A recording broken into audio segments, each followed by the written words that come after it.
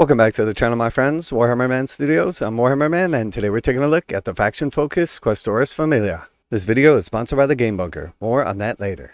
Alright, so we got the brand new edition of Horus Heresy Age of Darkness coming out. Let's take a look at the Knights and Titans. The Knights of the Questoris Familia are making a triumphant return to the battlefields of the Horus Heresy in the new edition. Here's Baron Al of House Playtestoris to explain more.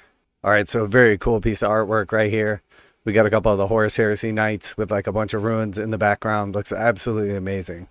The Knights of the Questoris Familia are a small and aggressive army that likes to push towards enemy-held objectives. Both the Questoris and Cerastus chassis of the Knight have the Vanguard X special rule, allowing them to score victory points for destroying or routing enemy units holding objectives. This can of course put them in hazardous positions, but as most Knights have good frontal armor, it means you're immune to small arms fire while you're well positioned. Knights are not invincible, however, and they can be brought crashing down if you're not aware of their surroundings.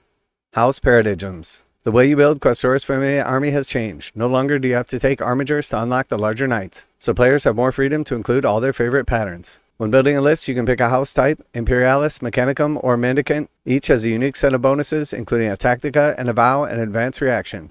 Alright, so very cool. In the previous edition, you had to take the smaller armigers to unlock the bigger knights. Now you're going to be able to rock with all big knights if you want. And then you got 3 different choices, Imperialis, Mechanicum, or Mendicant. And then each one is going to have their own Tactica, Vow, and Advanced Reaction. So you're going to have quite a bit of optionality now with the new edition. Very cool. Household Hierarchy. The second thing to note is that you have a unique primary detachment which is used instead of the Crusading primary detachment. It doesn't allow allies, but it does permit more Lords of War choices. While each slot is a prime slot, allowing every knight to choose a unique prime advantage. There are plenty of those to choose from, representing the various ranks within the households. For example, Lord Scion allows a knight to make 2 repair rolls at the end of the turn. You must be wary of tactical statuses, which can hinder your knights significantly, so additional ways to recover from them are very useful. Some of the ranks can unlock unique detachments for the army. The Lord Scion can access the Yemenry Mesni, which allows you to take solar auxiliary units. This is a brilliant way to add flexibility and uniqueness to your list. Alright, cool. So you're not going to be able to take allies in the traditional way, but you're going to have unique detachments that will allow you access to the solar auxiliary units or potentially some other units. Very cool. So we had the Yemenry Mesni, additional detachment. When the Lord Scion household rank prime advantage is selected as a unit in an army, when the player may choose to add 1 Yemenry Mesni additional detachment to the army. Units selected to fill slots in this detachment must be selected from the Solar Auxilia army list found in the Liber Auxilia or the Imperialis Militia army list in any combinations. Model selected as part of this detachment replace the Solar Auxilia or Imperialis Militia trait with the Questoris Familia faction trait.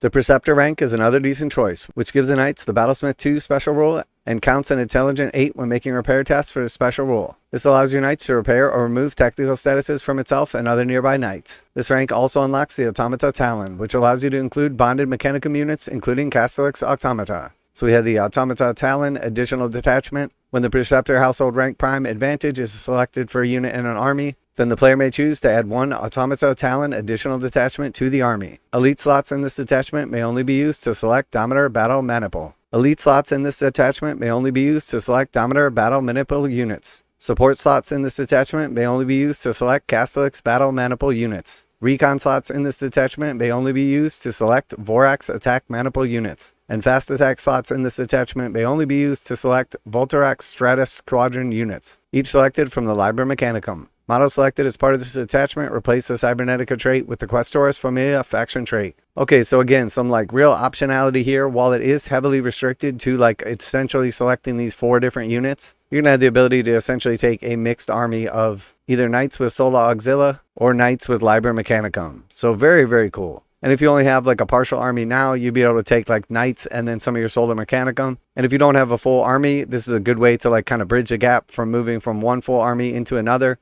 or just having like 2 smaller armies that you can combine for one big force. Now a quick word from today's sponsor, Game Bunker. Game Bunker carries a full range of Games Workshop products including miniatures, terrain, paint, tools, and more. Game Bunker offers 15% off MSRP for most Games Workshop products with the discount code WHMS. Receive free shipping in the continental United States on orders over $145. Online orders ship out within 24 hours. Game Bunker is a veteran-owned business. Use affiliate link below, enter discount code WHMS to save 15% on most items at checkout. For fast, friendly service with a discount on your favorite tabletop wargaming purchases, visit GameBunker.net and let them know that Warhammer Man sent you. Next, take a vow. When selecting Knights in a Knight army, you can also select a vow for each one. These will reward you with additional victory points when you fulfill the special requirements. There are 4 base vows, each corresponding to a different secondary objective in the core mission pack, and each of the different households has an additional vow to reward you with the victory points in new ways. Be wary though, because you accidentally fulfill the conditions with a different knight, those bonus victory points can be lost. So we have the Vow of Belligerence. If a model with the Questoris vow is part of the first combat in battle for which the controlling player is declared the winner, the controlling player gains 2 victory points.